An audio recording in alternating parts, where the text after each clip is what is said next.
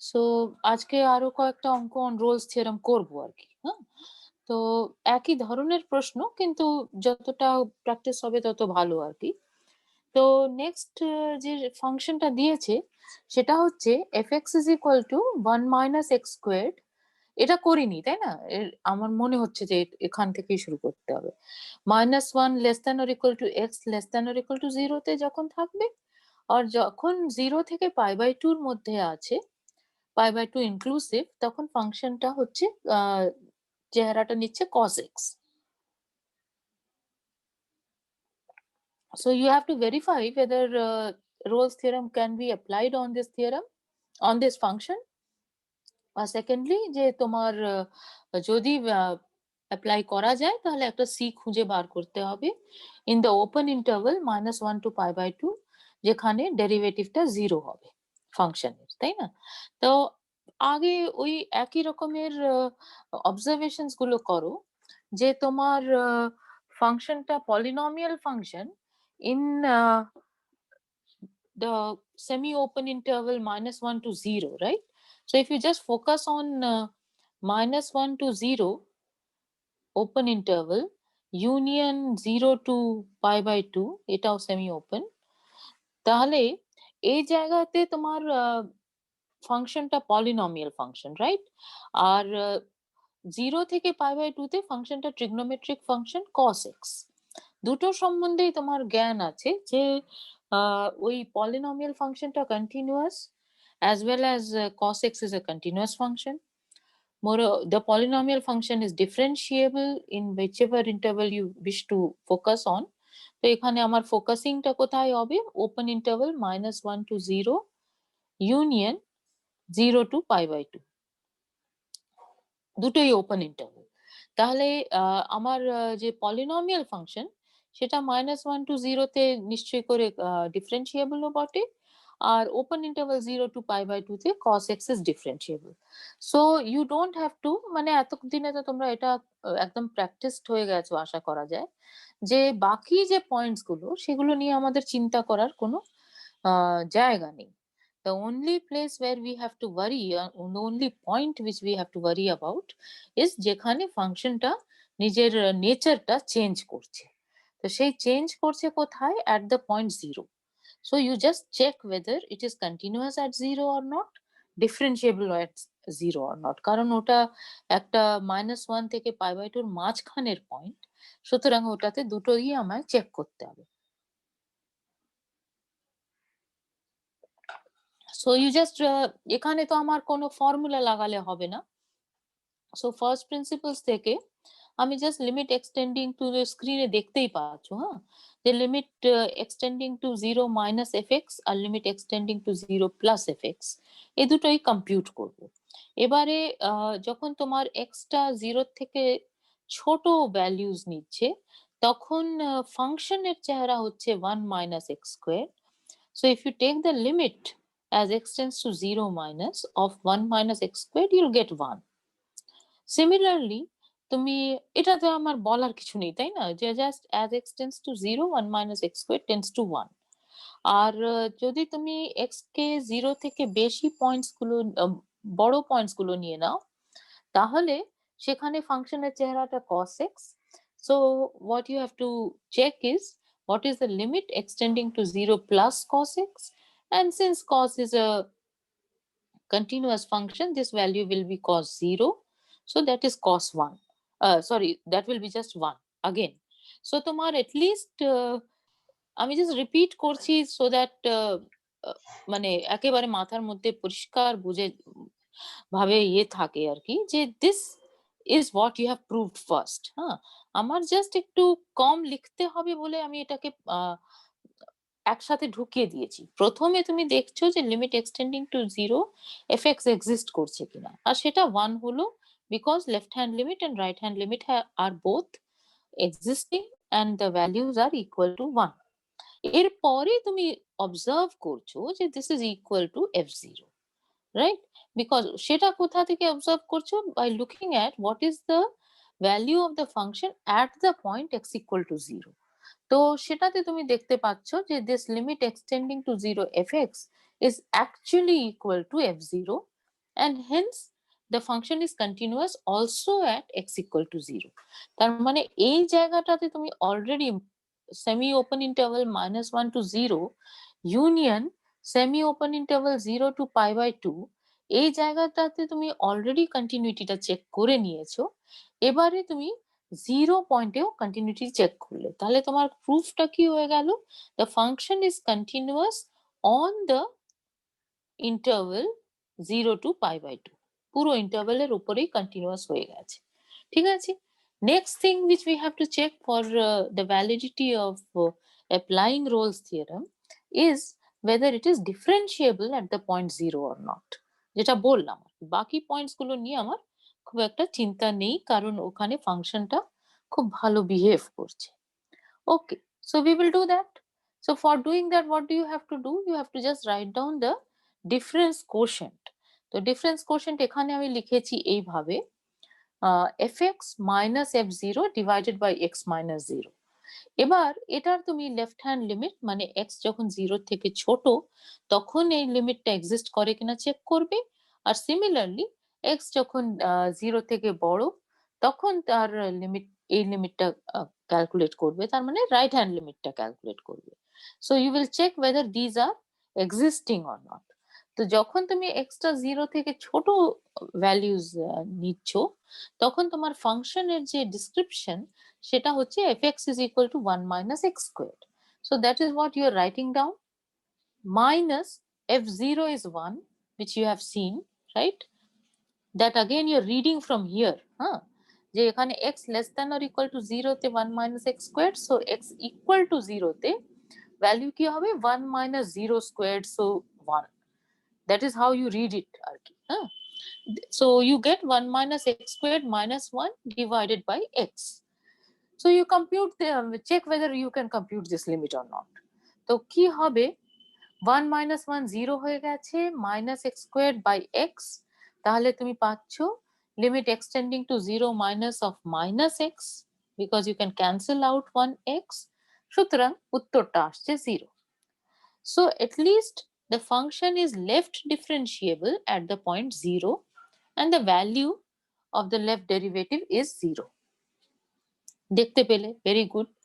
Next যেটা, সেটা হচ্ছে তোমাকে রাইট হ্যান্ড ডেরিভেটিভ এক্সিস্ট করে কিনা সেটা রাইট চেক করতে হচ্ছে।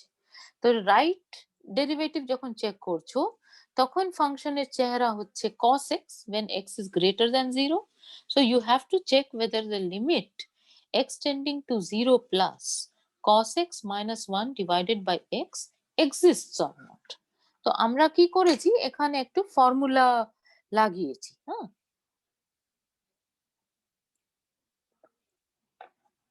তো এটা তো মানে জাস্ট সিম্পল ক্যালকুলেশন করে দেখে নাও। তোমার cos x কে তুমি লেখো cos 2x by 2 minus 1. So এটা হয়তো সবার মনেও থাকবে। So this is what? This is cos squared x by 2 minus sin squared x by 2. That is the formula for cos 2x by 2 and minus cos squared x by 2 plus sin squared x by 2. Right? So your cos squared x by 2 cancels out. শুধু দুবার তোমার sin squared x by 2 পাবে with a negative sign. So ওইটাই তুমি এখানে নিউমারেটরে লিখেছো। তলায় কিন্তু x ছিল, সেটাতে হঠাৎ এই কায়দাটা কেন করতে গেলে, তার কারণ হচ্ছে এটা জানো, but let me just repeat it, যে what is the meaning of sin squared x by 2? It just means equal to sin x by 2 whole square, right? তাহলে এখানে তোমার যদি তুমি এটাকে divided by x by 2 whole square এটা যদি করতে পারো, তার মানে মাল্টিপ্লাইও করতে হবে, তাহলে সেটা করতে পারলে যেটা হবে যে তুমি জানো যে লিমিট এক্সটেন্ডিং টু 0 বা লিমিট থিটা টেন্ডিং টু 0 বলো, সাইন থিটা বাই থিটা এটা এক্সিস্ট করে। তো সেটাকে তুমি এক্সপ্লয়েট করতে চাইছো, সেই জন্যই তুমি এখানে এই কাজটা করছো যে তুমি x by 2 হোল স্কোয়ার দিয়ে ভাগ করতে চাইছো আর তাহলে গুণও করতে হবে x/2 হোল স্কয়ার থেকে। কিন্তু এখানে অলরেডি একটা x এক্সিস্টিং ছিল। সুতরাং এখানে তোমার ডিনোমিনেটরে তুমি গুণ করছো জাস্ট বাই x/4, তাতেই তোমার x²/4 এসে যাচ্ছে। আর এখানেও তোমার তাহলে x/4 দিয়ে নিউমারেটরেও গুণ করতে হচ্ছে। তাহলে এটা কত হবে? This you will get, uh, so let us just write it here. So I'm trying to write down. Let me erase this. হ্যাঁ, এটা তো is all right with you, I think. Doubts হলে প্লিজ আমাকে বলো। আর আমি যদি fast হয়ে যাই তাহলেও আমাকে বলো। মানে কথাটা আমি যদি একটু খুব তাড়াতাড়ি বলতে থাকি তাহলে please stop me. Okay, so we want to calculate this limit. So what are you going to do is you're going to just write it down as equal to -2 টা বাইরে নিয়ে যাও, limit extending to 0 plus sin squared x/2 divided by x²/4 এরকম করে লেখো into limit extending to 0 plus x/4। এটা কেন লিখতে পারছো? বিকজ যে দুটো লিমিটের গুণফল হিসেবে লিখলাম আমি, সেই দুটো লিমিটই এক্সিস্ট করে। যেহেতু এটা এক্সিস্ট করে সেই জন্যই তুমি এই দিস লিমিট ইকুয়াল টু এটা লিখতে পারছো। এবারে তুমি কি, এটা তো জিরো হবে, বোঝাই যাচ্ছে। আর কারণ as x tends to zero x/4 will tend to zero. আর লিমিট ওইটা যেটা বললাম কিছুক্ষণ আগে, যে আমরা এটা ভেরিফাই করেছিলাম from the properties of, so I don't want to write x, let us write theta or something. So limit theta tending to 0 sin theta by theta equal to 1, এটা আমরা from the properties of trigonometric function sin and cos আমরা এটা verify করেছিলাম। তো এটাতে কি হচ্ছে, তোমার ওই sin theta by theta whole squared হয়ে যাচ্ছে।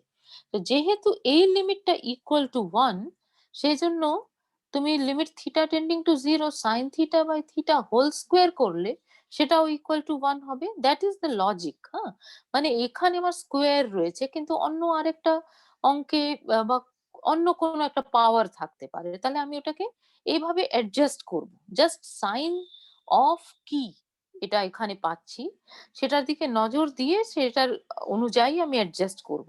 এটা আমি খেয়াল রাখবো। ঠিক আছে? আর আমার মনে হয় আর কিছু আমার এখানে বলার দরকার নেই।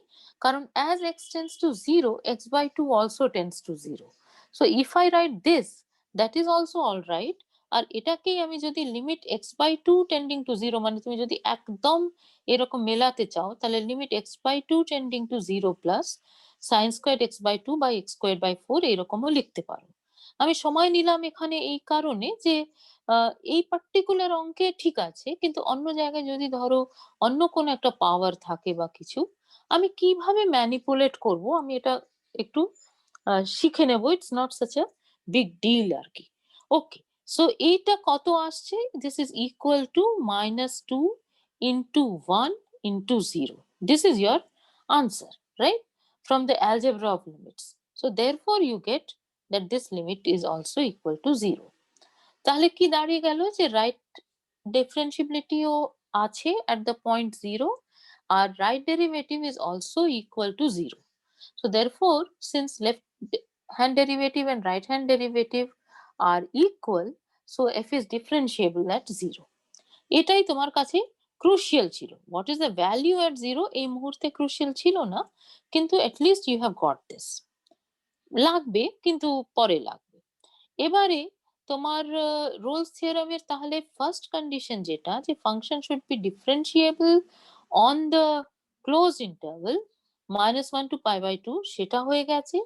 and it should be differentiable in the open interval -1 to π/2, এটাও হয়ে গেল। কারণ এটার মধ্যে একটি মাত্র আমার পয়েন্ট চেক করার ছিল, সেটা আমরা করে ফেলেছি। তাহলে লাস্ট যে জিনিসটা চেক করার দরকার সেটা হচ্ছে f of -1 R f of π/2 মানটা সমান হচ্ছে কিনা। মানে খুব স্ট্রেঞ্জলি যে কটা অঙ্ক আছে সবকটাতে মানগুলো 0 হয়ে যাচ্ছে, হ্যাঁ? কিন্তু এইটা জরুরি নয়। দরকার হচ্ছে f of -1 equal to f of π/2 হতে হবে। এটা যদি হয় তাহলে যাবতীয় হাইপোথিসিস অফ রোলস থিওরেমটা আ ভ্যালিড হচ্ছে। তাহলে দেখি এটা হচ্ছে কিনা, সেটার জন্য তো আমাকে আবার ফাংশনের দিকে তাকাতে হয়। তো আমার এখান থেকেই আমি দেখব, তাই না? তাহলে f of -1 কত হবে? এখান থেকে পড়ছি যে আমার f of -1 is equal to, you can read it yourselves also. I'm just repeating whatever you can see. 1 minus -1 whole squared. So that becomes 1 minus 1. So it is 0. Right? So f of -1 is 0. And what is f of π/2? ওটা অন্য end point. তাহলে f of π/2 কোথা থেকে পড়বো? এখান থেকে পড়বো। x equal to π/2 হলে ফাংশনের চেহারা যেটা হচ্ছে সেটা হচ্ছে cos π/2 is the value, so you will get 0 again.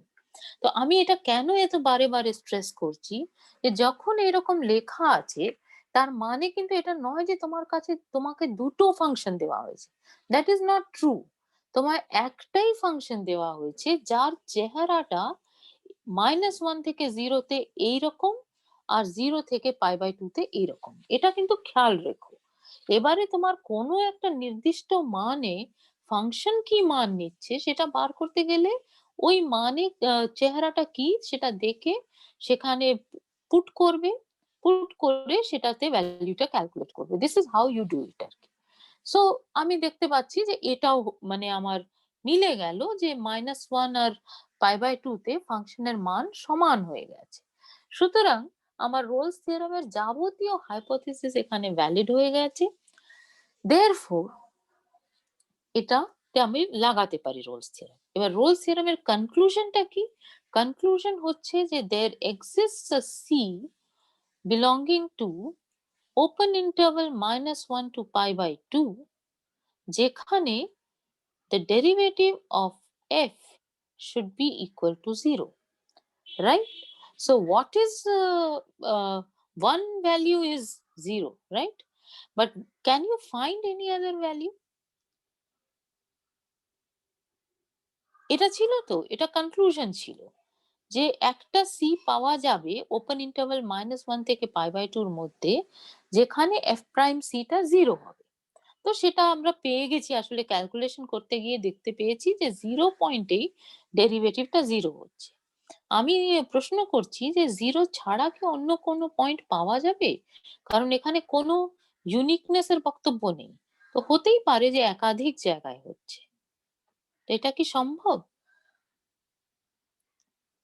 এই ফাংশনের ক্ষেত্রে ফাংশনটা মনে আছে তো? ফাংশনটা হচ্ছে fx is equal to 1 minus x squared যখন তোমার -1 less than or equal to x less than 0 ছিল বোধহয়, আর cos x যখন 0 less than or equal to x less than or equal to π/2। তাহলে এটা 0 ছাড়া অন্য কোথাও এটা ডেরিভেটিভটা 0 হতে পারে?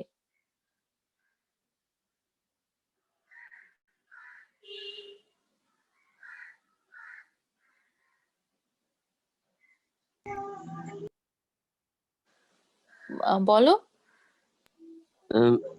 না মনে হচ্ছে। না, না মনে হচ্ছে। হ্যাঁ? তো কেন না মনে হচ্ছে? কি করে আমরা বুঝে যাব? আমরা জাস্ট ডেরিভেটিভটা ক্যালকুলেট করে নেব। So what is f prime x? f prime x is equal to -2x। এবারে তুমি 2x লিখতে গিয়ে x লিখে ফেলেছি, সরি। -2x ঠিক বলছি তো? -2x যখন -1 less than or equal to x, আমি less than or equal to 0 ঢুকিয়ে দিই, কিচ্ছু যায় আসে না, কারণ 0 তে ডেরিভেটিভটা 0 হয়েছে, রাইট? আর যখন 0 লেস দ্যান, ও এখানে লেস দ্যান ইকুয়াল টু লিখতে চাইছি না, হ্যাঁ, -1 পয়েন্টটা বাদ। 0 less than x less than π/2 তে ডেরিভেটিভটা কত হচ্ছে? Minus of sine x, right? তাহলে -2x টা 0 হওয়ার সম্ভাবনা একমাত্র 0 পয়েন্টে, আর কোথাও হবে না। আর sin x 0 থেকে π/2 এর মধ্যে কোথায় 0 হবে? একমাত্র মানে এটাকেও আমি less than or equal to লিখে দিতে পারতাম। যাই লিখি না কেন ভ্যালুটা 0 ই আসবে। বাট এরকম করে জেনারেলি লেখে না, হ্যাঁ? তো সেটা আমার সাইন ফাংশনটাও কোথাও 0 হবে না। So this is the only point actually এই পার্টিকুলার অঙ্কে। একটাই পয়েন্ট পাওয়া যাবে। তো এরকম যদি বলা থাকে যে যাবতীয় পয়েন্ট বার করো, সেটা এমন কিছু শক্ত জিনিস হবে না। তুমি জাস্ট ডেরিভেটিভটা ক্যালকুলেট করে নেবে। করে নিয়ে তারপরে তাকাও তার দিকে, তাহলেই বুঝতে পারবে সাইন ফাংশনের যে ভ্যালুস গুলো সেটা তুমি জানো যে কিরকম হয় 0 থেকে π/2 এর মধ্যে। সুতরাং সেটাকে ইউজ করবে, করে তুমি অঙ্কটা কষে ফেলতে পারছো। রাইট? যদি এক্সটেন্ডেড প্রবলেম থাকে আমি বলছি। নেক্সট এক্সারসাইজ একই ধরনের, but let us do as many as we can in the tutorial. সেটা কি বলছে যে তোমার ফাংশনটা হচ্ছে sin x cos x, যেখানে x টা ক্লোজ ইন্টারভাল 0 থেকে π/2 তে দেওয়া আছে। আবার একই আমি রোলস থিওরেমটা ভ্যালিড এখানে অ্যাপ্লাই করতে পারবো কিনা সেটা হচ্ছে প্রশ্ন। আর যদি করতে পারি তাহলে একটা c অন্তত খুঁজে বার করতে হবে in the open interval 0 to π/2, যেখানে the derivative will be 0. So again মানে what is important is where I want to stress is যে যখন তুমি রোলস থিওরেমটা চেক করছো তখন তোমার কোন ইন্টারভাল সেটা প্রচন্ড ভাবে ইম্পর্টেন্ট। ঠিক আছে? আমরা যে ফাংশন গুলো দেখছি এই ফাংশন গুলো বেশ ভালো ভালো ফাংশন। যে sin x into cos x এটা কি ধরনের ফাংশন? এটা একটা জাস্ট একটা কন্টিনিউয়াস ফাংশনও হবে, ডিফারেন্সিয়েবলও হবে over the whole real line actually. তাই না? কারণ এটা just multiplication of two continuous and differentiable functions over the whole real line. So therefore তুমি ওটাকে যেকোনো জায়গায় রেস্ট্রিক্ট করো, যেকোনো সাবসেট অফ আর এ, সেখানেও একই ঘটনা ঘটবে। সুতরাং ওটা নিয়ে কোনো চিন্তাই নেই। আর সেটার তোমার ইয়েটা কি? আ এন্ড পয়েন্টস এটার ভ্যালু সমান হচ্ছে কিনা সেটা চেক করো। দেখছো আবার 0 এসেছে। So this is bad. But কারণ এটা মনের মধ্যে বসে যাবে যে 0 আসতে হবে। এটা কিন্তু জরুরি নয়। This is not necessary. ঠিক আছে? অল ইউ নিড ইস যে f0 should be equal to f2.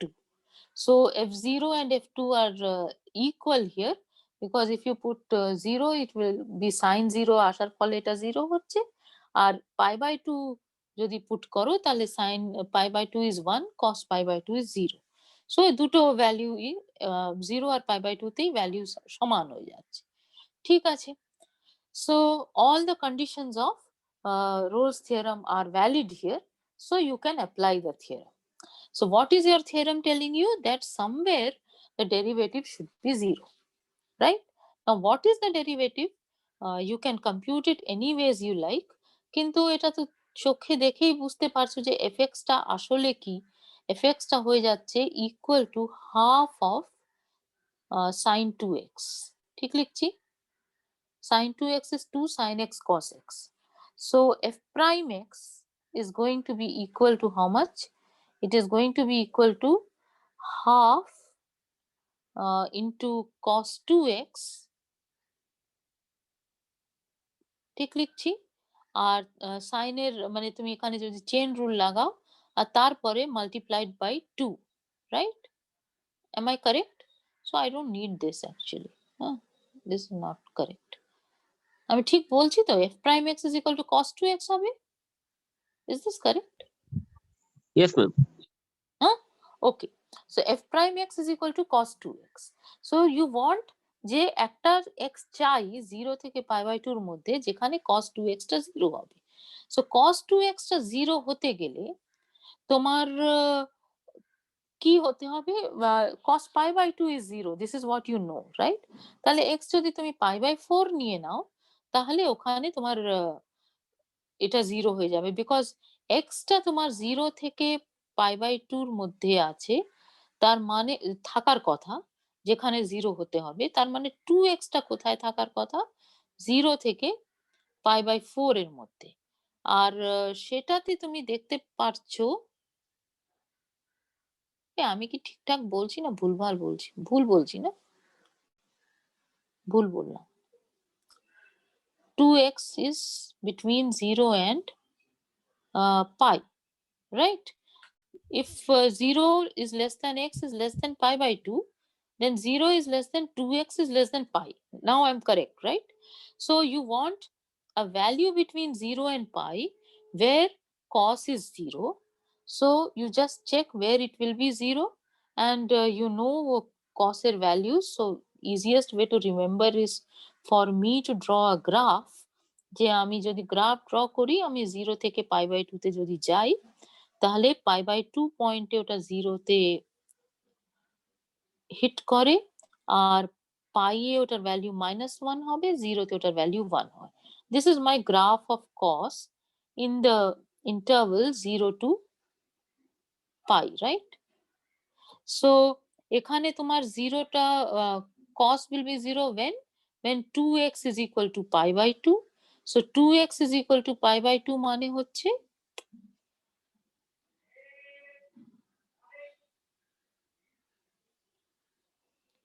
x is equal to pi by 4. আমার মনে হয় আমি যতক্ষণ লাগালাম বলতে, তার আগে তোমরা ধরে ফেলেছো, রাইট?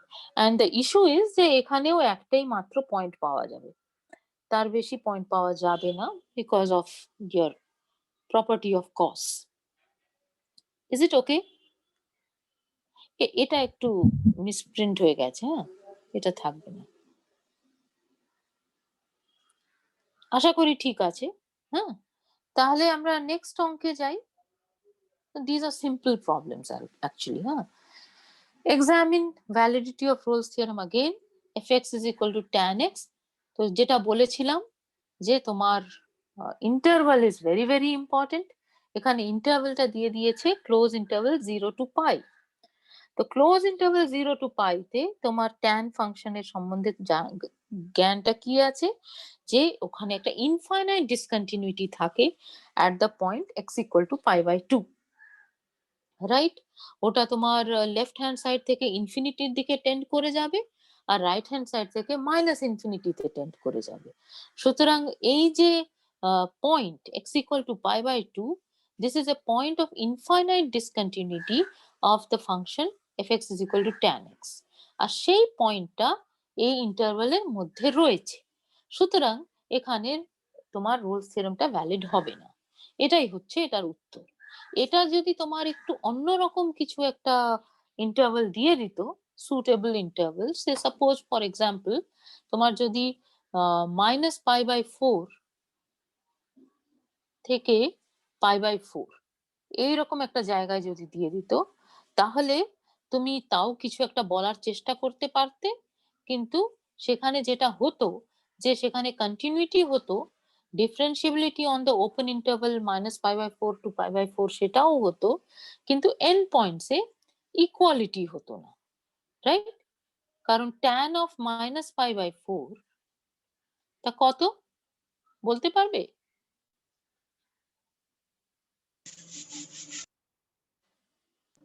मैम -1 की এক্স্যাক্টলি, তাই না? Sine of -π/4 divided by cos of -π/4। আর সাইন এর সম্বন্ধে আমরা জানি যে sine of minus theta is equal to minus sine theta, আর cos of minus theta is equal to cos theta. This is true for all theta belonging to R. এটা আমাদের জানা আছে। সুতরাং সেখান থেকে আমার কনক্লুশন কি হতে পারে, যে ট্যান এর ক্ষেত্রেও এরকম একটা আমি ফর্মুলা পেয়ে যাব, কিন্তু আমায় সাবধানে বলতে হবে থিটাটা কোথায় আছে, তাই না? That is the only thing. Okay, তাহলে tan of -π/4 is -1, and what is tan of π/4? এটা তো বলতে পারবে। It is 1, right? So they are not equal. So তোমার যদি এই ইন্টারভ্যালটা নাও, ধরো এই ইন্টারভ্যালটা পরীক্ষায় দিল, তাহলে সেখানে কিন্তু রোলস থিওরেম ভ্যালিড না হওয়ার কারণটা অন্য হবে। ঠিক আছে? কারণটা হবে যে এন্ড পয়েন্টে তোমার ইকুয়ালিটি অফ দ্য ফাংশন হচ্ছে না, ফাংশনাল ভ্যালিউ। কিন্তু এই যে অঙ্কটা চোখের সামনে দেখা যাচ্ছে, সেখানে রোলস থিওরেম ভ্যালিড না হওয়ার কারণটা কিন্তু যে π/2 পয়েন্টে তোমার ফাংশনটা ইনফাইনাইটলি ডিসকন্টিনিউয়াস আর কি, মানে pi by 2 is a point of infinite discontinuity, so therefore Rolle's theorem is not valid here. তো তোমার যে ইন্টারভেলটা যেখানে তুমি ফাংশনটা ডিফাইন করছো, that is extremely crucial. So next problem again is going to stress the same point next, and I think the next one after that, যে fx is equal to mod x ফাংশনটা নিয়ে নাও। এটা আমরা অনেকবার দেখেছি, সুতরাং এই ফাংশনটা আমাদের প্রচন্ড চেনা ফাংশন। কোথায় ইন্টারভেলটা বলছে -1 থেকে 1 ক্লোজ ইন্টারভেল, এটার উপরে নাও করে বলছে যে examine the validity of Rolle's theorem. এটা সম্বন্ধে তোমার কি জানা আছে? It is a continuous function and it is not differentiable at the point x equal to 0. This is the first example যেটা আমরা নিয়েছিলাম দেখানোর জন্য যে continuity does not imply differentiability, তাই না? তো আমি জাস্ট এখানে পুরো ক্যালকুলেশনটা আবার কেন লিখলাম, যে ধরো পরীক্ষায় প্রশ্নটা এলো, তাহলে তোমরা কিন্তু সেখানে বলতে পারো না তো যে আগের ক্লাসে করেছিলাম ওখান থেকে আমরা ডিডিউস করছি। পরীক্ষার খাতায় যখন লিখছো তখন তোমাকে যতবার এই ধরনের প্রশ্নগুলো দেওয়া হবে প্রত্যেকবার পুরো আর্গুমেন্টটা ডিটেলসে লিখতে হবে। So f prime x does not exist at x equal to 0, that you should show. That is the reason why I am writing it down here again.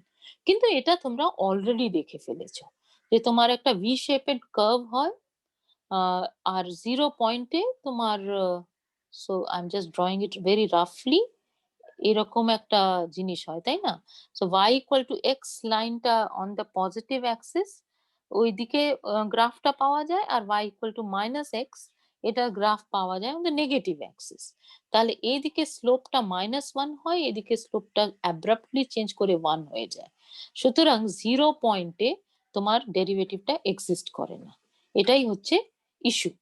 তাহলে এটা আমরা দেখেছি, তাহলে Rolle's theorem is not valid for this function for this reason, right? তো এই রিজনটা আমায় বলতে হবে আর বলে ওটাকে জাস্টিফাই করে দিতে হবে, এটাই আমি স্ট্রেস করতে চাইছি।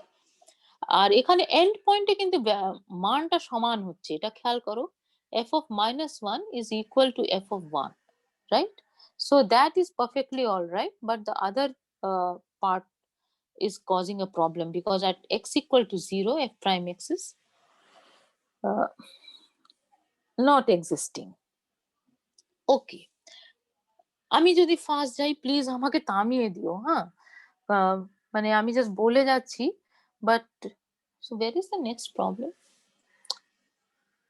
আমি আরেকটা করেছিলাম, 1 মিনিট। আচ্ছা ঠিক আছে, I thought I had discussed it on 0-1 also, হ্যাঁ? তো সেটা আমি দেখতে পাচ্ছি না, ইট ডাজন্ট ম্যাটার, ঠিক আছে। এটাতে একটু সময় লাগবে কারণ এটা একটু জেনারেল জায়গায় বলা আছে, তো আমরা করি যতটা এই সেগমেন্টে পারি, তারপরে কন্টিনিউ করব। ফাংশনটা দিয়েছে আবার কিন্তু একটা পলিনোমিয়াল ফাংশন, হ্যাঁ, x minus a two the power m into x minus b two the power n, যেখানে x টা ক্লোজ ইন্টারভেল a b তে আছে। তাহলে এটাতে বলছে রোলস থিওরেমটা ভেরিফাই করো যে এটা ভ্যালিড, মানে অ্যাপ্লাই করা যাবে কিনা, আর তারপরে একটা সি বার করো যেখানে এফ প্রাইম সিটা 0 হবে যদি করা যায়। এটার প্রথম পার্টটা সহজ, তার কারণ হচ্ছে এখানে এম এন কিন্তু, হায় রে হায়, এটা কিন্তু এ বিটা পজিটিভ ইন্টিজার হলো কিনা তাতে কিছু যায় আসে না, হ্যাঁ, M R N positive integer, সেটাই বলতে চেয়েছিলাম। এটা পলিনোমিয়াল নিতে চেয়েছি, ঠিক আছে? তাহলে এই পলিনোমিয়াল ফাংশন যদি তুমি নাও, তাহলে সেটা তো অবভিয়াসলি পুরো রিয়েল লাইনেই কন্টিনিউয়াস, পুরো রিয়েল লাইনেই ডিফারেন্সিয়েবল। সুতরাং এটার আমার ওই ওই জায়গাটাকে আমি যদি রেস্ট্রিক্ট করে ক্লোজ ইন্টারভেল এ বির ওপরে করি, সেখানেও কন্টিনিউটি আর ডিফারেন্সিবিলিটি নিয়ে আমার কোনো সমস্যা হবে না। সো ওই পার্টটা is perfectly all right. Next thing which you have to check is f a and f p তে ভ্যালু সমান হচ্ছে কিনা, and this is extremely unfortunate যে এটা আবার ইকুয়াল টু 0 হচ্ছে, ঠিক আছে? এটা কিন্তু মাথার মধ্যে বসিয়ে নিও না, এটা জাস্ট বাই চান্স হচ্ছে, হ্যাঁ, জাস্ট হচ্ছে কি যে এখানে f a and f p are equal, that is all you require for saying that I can apply Rolle's theorem on this particular function. এবারে দ্য হার্ড ওয়ার্ক ইজ যে তোমাকে ওই পয়েন্ট সিটা খুঁজে বার করতে হবে। তো ওটা ডেরিভেটিভটা কম্পিউট করো। তো আমি একভাবেই করেছি and I think this is the only way here. তার কারণ হচ্ছে যে এখানে m আর n টার উপরে তো কোনো বলে দেওয়া নেই যে এটা কত। যদি কেউ বলে দিত তোমাকে x minus a whole squared into x minus b whole cube, তাহলে তুমি করতেই পারতে যে ওটাকে এক্সপ্যান্ড করে তারপরে ডেরিভেটিভ নিলাম বা কিছু। কিন্তু এখানে এক্সপ্যানশন করে করাটা যথেষ্ট আগলি লুকিংই হবে, খুব একটা লাভের লাভ কিছু হবে না। তো আমরা কি করছি যে ওখানে প্রোডাক্ট রুল লাগিয়েছি। তো আমি কি করছি, x minus a to the power m কে একটা ফাংশন ধরে নিচ্ছি আর x minus b to the power n কে আরেকটা ফাংশন ধরছি, করে ডেরিভেটিভের প্রোডাক্ট রুল লাগিয়ে প্রথমে আমি x minus a to the power m এর ডেরিভেটিভ নিলাম। তাহলে কি হচ্ছে, m into x minus a to the power m minus one into x minus b to the power n, এটা স্ট্যাটিক থাকলো। প্লাস এবার আমি x minus b to the power n এর ডেরিভেটিভ নিলে n into x minus b to the power n minus one আসছে, আর তার সাথে x minus a to the power m static থাকছে। তাহলে এইরকম সিচুয়েশন পাওয়ার পর তুমি কি দেখতে পাচ্ছ যে x minus a to the power m minus one into x minus b to the power n minus one, এটাকে তুমি কমন নিতে পারছো। নিজেরা খাতা কলমে করলে তোমাদের বেশি ভাল লাগবে অ্যাকচুয়ালি। আর কমন নিলে ভেতরে কি থেকে যাবে, m into x minus b plus n into x minus a, এরকম জিনিস আসছে। তাহলে তিনটে জিনিসের গুণফল এসে গেল।